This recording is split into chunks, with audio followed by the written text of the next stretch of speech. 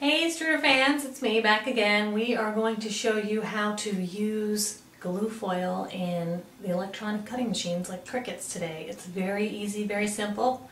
Let's get started. Okay, so I've got my Cricut on. I've got my mat.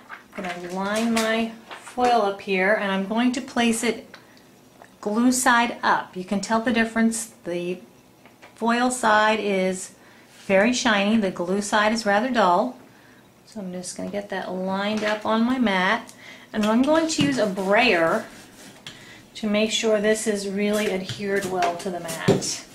I'm just using a hard rubber one from Speedball. You can use one of their acrylic ones, you can use a rolling pin, whatever you like.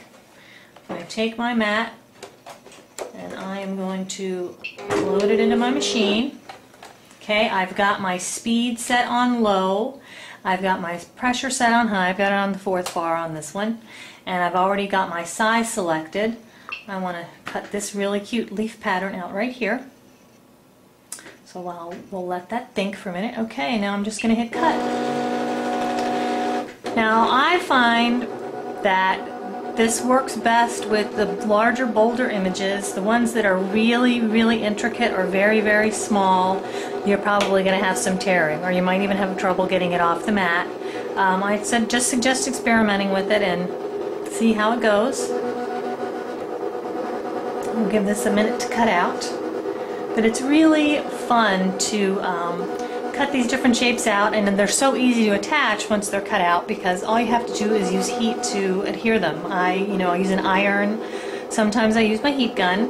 What we're going to do with this after it's cut out is we are going to adhere it to this really cute little glass candle holder that I got at the dollar store, and once we're done with it, it won't look like it cost $1. Okay, this is almost done.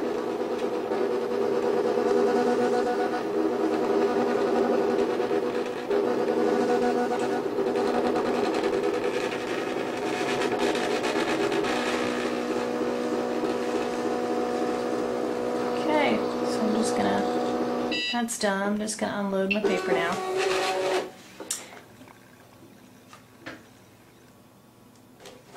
Pull that out, and then what I can do is just get this started here. And gently pull this off of my mat.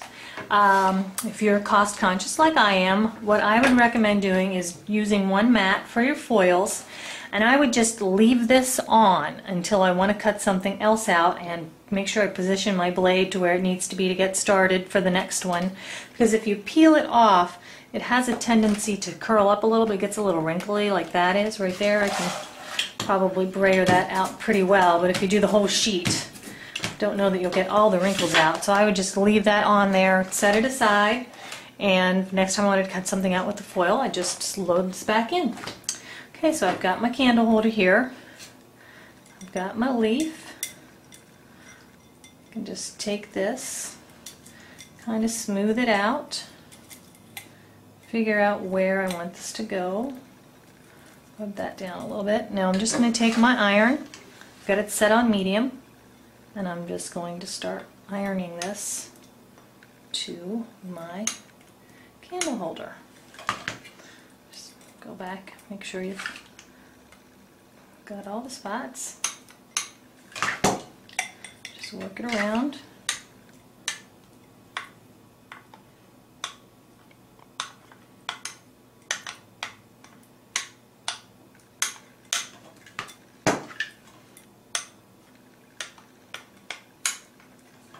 Very simple. I can just check that, make sure, yep, that's on there. Very easy, very cute, and a lot of fun. Thanks!